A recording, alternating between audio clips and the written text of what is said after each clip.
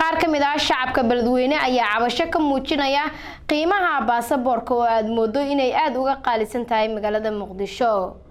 Wariyaheena Maryan Ruun ayaa warkan mar kale Beledweyne inooga soo dirtay.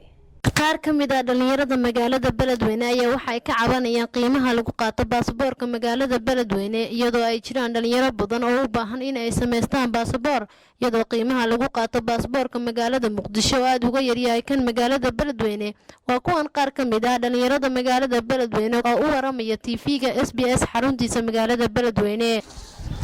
bismillaah anoo magacayga ku bilaaba Cabdimaalik Usmaan Axmed kana mid ah dadka degan magaalada Beledweyne waxaan ka codsanaynaa maamul goboleedka Hirshabelle inay sicir bararka ka jira ama sicir bararka nahay oo ah baasaboorka $180 inay naga raqiisiyaan maadaama ay caasimadii ka tahay $180 lagu jarnaa xilligan la taagan yahay cabashadaasna waxaan u diraynaa maamul goboleedka Hirshabelle iyo dowladda federaalka Soomaaliya.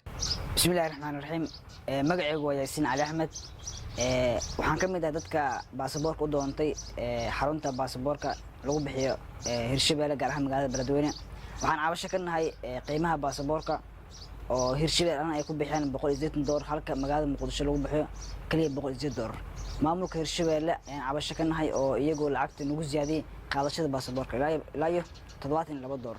marka wasaaradda iyadan ku shaqale arrimahan jinsiyadaha iyo xukuumadda Soomaaliya waxaan ka codsanaynaa in arrinta maamulka Hirshabelle ay ka hadlaan oo ah qiimaha baasaboorka inagu daray waa maasantiin.